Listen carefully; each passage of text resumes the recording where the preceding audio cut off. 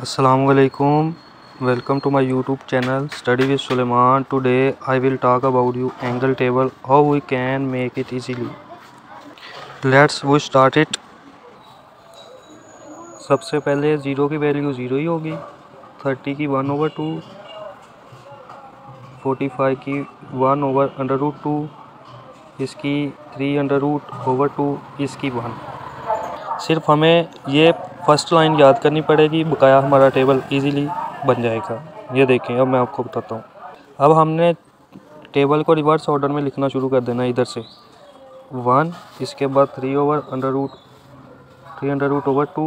उसके बाद ये 1/√2, उसके बाद 1/2, उसके बाद 0। अब 10 की वैल्यू आपको पता है साइन ओवर कोस होता है, 0/1, 0, 2 से 2 गया 1/√3 बचेगा, 2 से 2 गया 1 बचेगा, 2 से 2 गया 3/1, 1 आपको पता है नीचे नहीं लिखते, 1/0 इन्फिनिटी। ये हमारा टेबल आज का तैयार हो गया ऐसे।